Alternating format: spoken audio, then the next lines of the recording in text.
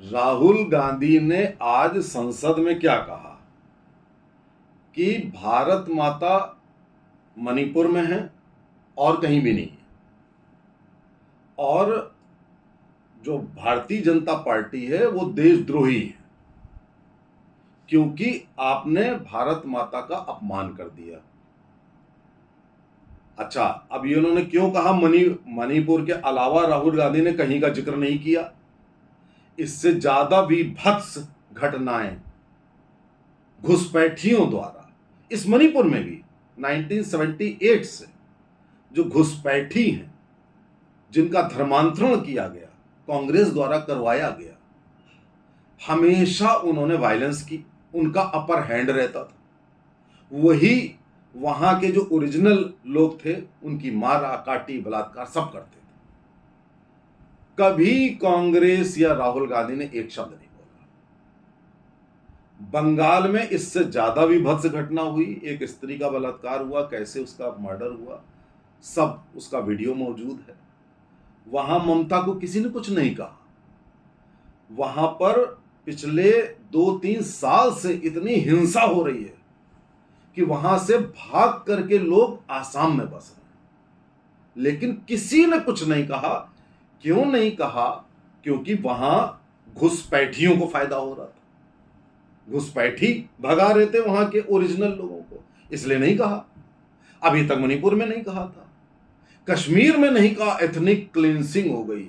आप ही के एक गृह मंत्री द्वारा एथनिक क्लींसिंग करवाई गई। 5 लाख लोगों को कश्मीर से भगाया गया और सैकड़ों को मार डाला गया, बलात्कार किए गए। आप कुछ भी नहीं बोले।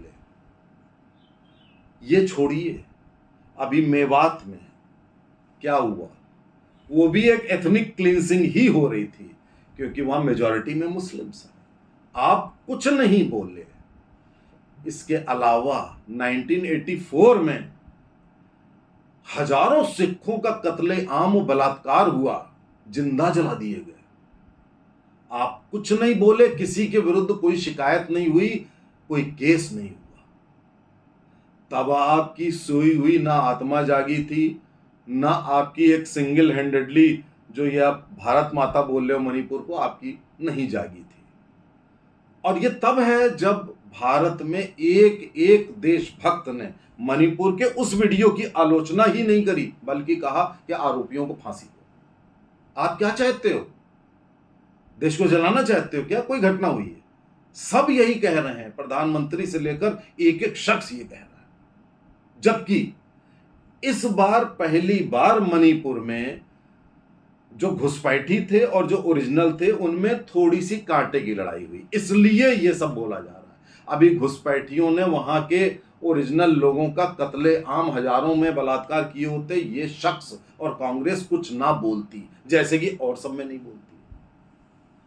तो अब ये इन्होंने ये देखिए बरैया के छत्ते में हाथ डाल दिया। राहुल गांधी की सदस्यता मिल गई वापस, आपने आके बात कर दी। अब भैया परसों मोदी जी बोलेंगे। अब आपने तो ये कर दिया, अविश्वास प्रस्ताव ला दिया आपने, जबकि आपको मालूम है उसके कोई मायने नहीं है, थंपिंग मेजॉरिटी से जीतना है सरकार को। लेकिन आपने मौका दिया है मोदी जी को। अब आप शोर भी नहीं मचा पाओगे, आपको सुनना पड़ेगा, आपको वोटिंग करनी पड़ेगी। और जब मोदी जी धोएंगे ना, आपकी एक एक बात का जवाब देंगे। मणिपुर का भी, पूरे देश की एक एक हिंसा की घटना का जवाब देंगे। तब पूरा देश जानेगा कि मोदी जी क्या कह रहे हैं। आप तो सुन नहीं रहे थे। और उनकी जो ओरेटरी होती है वो मंत्र मुग्ध करने वाली होती है।